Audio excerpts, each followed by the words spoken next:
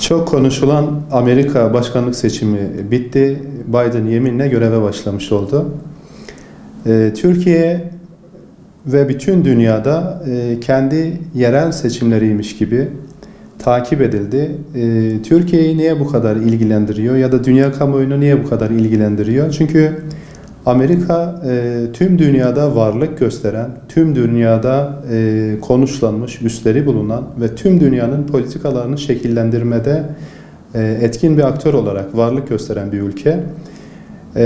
Türkiye açısından Orta Doğu'da Türkiye Amerika'yı görmezden gelemeyeceği bir güç. Çünkü bugün sınır coğrafyamızda olan Irak'ta 9 üssü var. Suriye'de 12 üssü var. Bahreyn'de, Yemen'de, Katar'da, Suudi Arabistan'da üsleri var.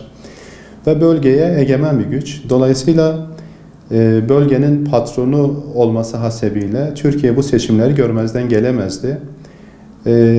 Seçim süreci boyunca yerel seçimlerdeymiş gibi televizyon programlarında tartışmalar oldu. Bazı tespitler yapıldı. İşte Biden gelecek, Trump gidecek. Trump döneminde iyi ve kötü bir süreç yaşadık. Trump alışılmışın dışındaki diliyle, üslubuyla ve siyasi tecrübesizliğiyle ilk başlarda ciddi konuşuldu. Öngörülemez, kestirilemez politikaları, kestirilemez tutum ve davranışları vardı. Köken olarak siyasi bir kariyere, siyasi bir geçmişe sahip bir kişiliği yoktu. Ve daha çok bir siyasiden ziyade şirket yöneticisi havasıyla devlet yönetimine adım atmış oldu. Bu yönüyle Biden'dan farklı bir karakterdi. Biden, Trump'tan farklı olarak 6 dönem senatörlük yapmış, 70'li yıllardan beri işte senatörlük yapmış ve 2 dönem başkan yardımcılığı yapmış bir aktör. Siyaseti çok iyi biliyor ve 40 yılı aşkın bir süre siyasetin içinde bulunmuş bir kişilik. Bu yönüyle Trump'tan farklı bir profil çizmiş olsa bile Amerika'da genelde egemen olan bir devlet politikası vardır ve devlet politikası kısa süreliğine bir değişim göstermez. 100 yıllık politikalar vardır. Dolayısıyla ciddi bir değişim veya ciddi bir farklılık beklenmiyor. Çünkü Biden 2 dönem 8 yıla yakın bir süre Barack Obama'nın yardımcılığını yapmış olduğu tecrübesiyle Barack Obama'nın arkasındaki isim olarak Amerika'nın politikalarını belirleyen kişi olarak biliniyordu. Bu yönüyle Biden'ın çok da yeni, çok böyle devlet politikasıyla bağdaşmayacak, Amerikan devlet politikasıyla bağdaşmayacak çok farklı politikalara girmesi beklenmiyor. Öngörüler bu yönden. Türkiye'yi etkileyecek mi? Orta Doğu'yu etkileyecek mi? Evet, yeni politikalar Türkiye'yi, Orta Doğu'yu ciddi manada olmasa da etkileyecek. Amerika'nın Türkiye'ye, Suudi Arabistan'a, Mısır'a, bölge ülkelerine bakışı Biden'la farklı bir boyut kazanabilir Trump'tan farklı olarak. Çünkü 2015 yılında Barzani Amerika'yı ziyaret ettiğinde o dönem Biden'ın bir açıklaması vardı Barzani'ye yönelik. İkimizin ömrü de Kürdistan Devleti'nin kurulmasını görmeye yetecek şeklindeydi. Bu yönüyle Türkiye'nin Irak ve Suriye'ye yönelik politikalarını Obama'nın kaldığı yerden devam ettireceği benziyor. Zira Obama özellikle işte PYD'ye ve PKK'ya yardımıyla ön plana çıkmıştı. DAEŞ'in egemen olduğu dönemlerde 20 bini aşkın işte tırlarla silahların destek olarak vermesiyle biliniyordu. Bu yönüyle Biden'ın Türkiye ile çatışacağı birkaç başlıktan biri Türkiye'nin kuzey sınırı ile ilgili olacak.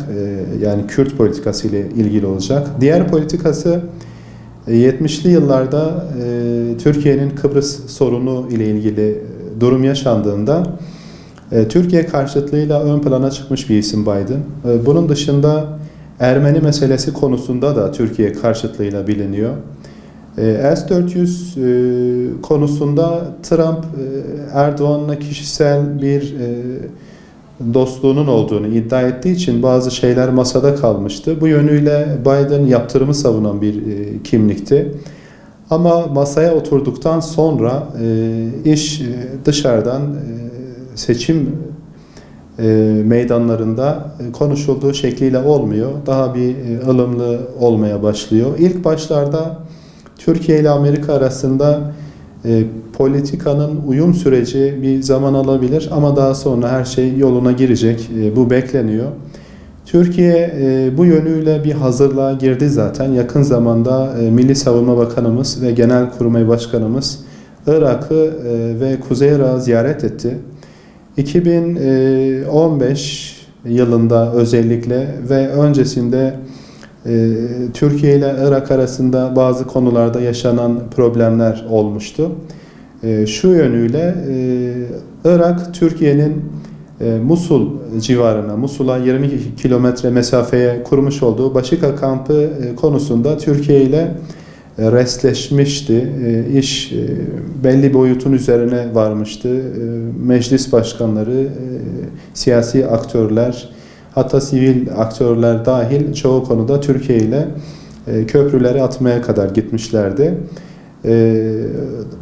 2003 Amerika'nın Irak'ı işgali sonrasında Türkiye özellikle kuzeyinde yeni bir aktör olarak ön plana çıkan ve güçlenen Barzani'ye 2007'den sonra özellikle bir Barzani ile bir yakınlaşma gösterdi. 2011 yılında Amerika Irak'taki bütün askeri varlığını geri çekmiş, bir kısmını geri çekmiş olunca Türkiye o dönemde yüzünü İran'a dönen Irak merkezi yönetimiyle bazı konularda yaşadığı olumsuzluklar dolayısıyla Kuzey Irak Bölgesel Kürt Yönetimi ile iyi ilişkiler geliştirmişti. Bu karşılıklı ziyaretler şeklinde bazı konularda ortak projeler geliştirmeye yönelik konulara kadar varmıştı.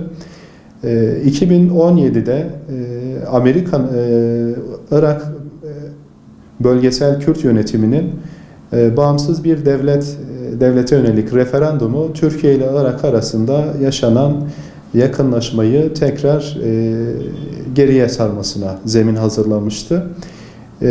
Yaşanan yeni gelişmeler Türkiye'nin bu geçmişte yaşadığı olumsuzlukların arka plana bırakılarak yeni bir zeminde birlikte bir politika geliştirmeye yönelik karşılıklı işbirliği içerisinde çalışmasına zemin hazırlamış oldu.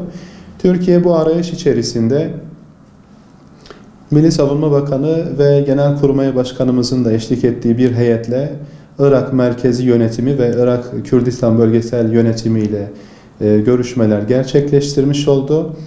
Türkiye'nin buradaki istek ve beklentilerinin başında Kandil'e alternatif olabilecek. Zira Kandil Irak-İran sınırına yakın bir bölgedeydi.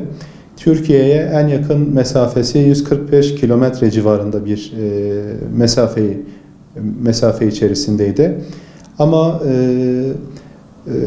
Irak-Suriye sınırına yeni bir Kandil oluşturma çabası içerisinde olan PKK, Türkiye'nin güvenlik konusunda endişe yaşamasına zemin hazırlıyor. Çünkü bu Sincar bölgesi hem zemin olarak Suriye ve Irak arasında PYD ile PKK arasında geçişkenliğe imkan tanıyan bir bölge. Bununla beraber Türkiye sınırlarına biraz daha yakın bir bölge. Yakın olması nedeniyle Türkiye'nin kendi topraklarına yönelik güvenlik endişesi taşımasına zemin hazırlıyor. Türkiye geçmişte bölgeye ilişkin politikasında savunmaya dönük bir çaba içerisindeydi. Politikası daha çok savunmaya yönelikti ve dışarıdan gelen tehditleri bertaraf etmeye yönelikti. Şu an için son dönemlerde, son yıllarda gördüğümüz kadarıyla Türkiye artık savunmaya dönük değil, kendi güvenliğini tehdit eden unsurları yerinde bulup imha etmeye yönelik bir politika sergi gösteriyor. Bu yönüyle Fırat Kalkanı, Zeytin Dalı ve benzeri sınır ötesi operasyonlarda bu durumu gördük. Zaten Kuzey Irak Bölgesel Kürt Yönetimi ve Irak Merkezi Yönetimi ile konuşulan ana gündem maddelerinden bir tanesi Sincar bölgesindeki bu yeni yapılanmanın Türkiye'de yarattığı huzursuzluğun bir an önce bertaraf edilmiş olması. Özellikle Biden'la bölgede Biden'ın bu konuya, bu soruna bakış açısı Türkiye'nin aleyhine olduğu için Türkiye Biden sonrası oluşabilecek zeminde oluşabilecek tehditleri bertaraf etmeye yönelik zaman vermeden, fırsat vermeden bir hamle gerçekleştirme çabası içerisine girdi. Biden, Türkiye ile birlikte Orta Doğu politikasında da bazı konularda bölgedeki aktörlerin yeni bir zeminde, yeni bir politika arayışı içerisine girmesine zemin hazırladı. Zira Suudi Arabistan, Birleşik Arap Emirlikleri ve Mısır gibi körfez ülkeleri Trump'ın iktidara gelmiş olmasıyla birlikte kendi coğrafyasındaki bazı ülkeleri izole etmişlerdi.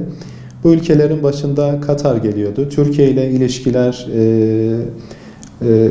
Türkiye ile Suudi Arabistan, Birleşik Arap Emirlikleri ve Mısır'ın ilişkileri gerilmişti Trump dönemiyle birlikte.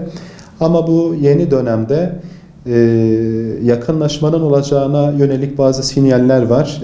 İlk sinyal Suudi Arabistan ve Körfez ülkelerinin Katar'la ilişkilerini normalleştirmeye yönelik atmış oldukları adımlar. Aynı zamanda Türkiye'ye yönelik de bazı adımların atılmış olması, Birleşik Arap Emirlikleri'ndeki emirliğine bağlı bakanların Türkiye'deki ilişkilerin normalleşmesine yönelik bazı konularda açıklamalarda bulunmuş olmaları yeni dönemin sinyallerini vermiş oluyor bu yönüyle. Bunun dışında, bu durumun dışında Biden'ın Suudi Arabistan, Mısır ve Türkiye'ye yönelik sert ifadeleri, sert söylemleri vardı.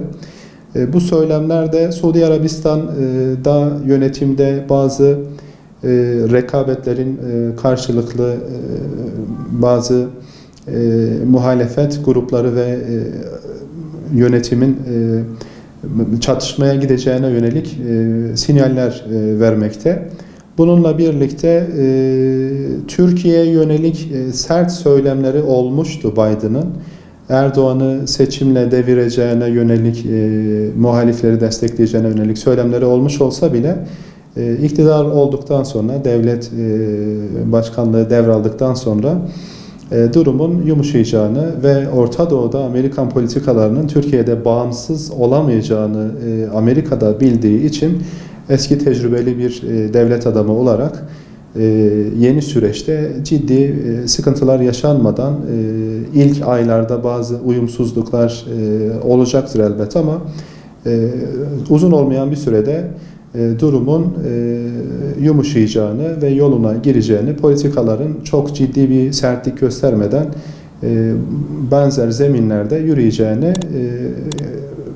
gözlemlemekteyiz şu an için.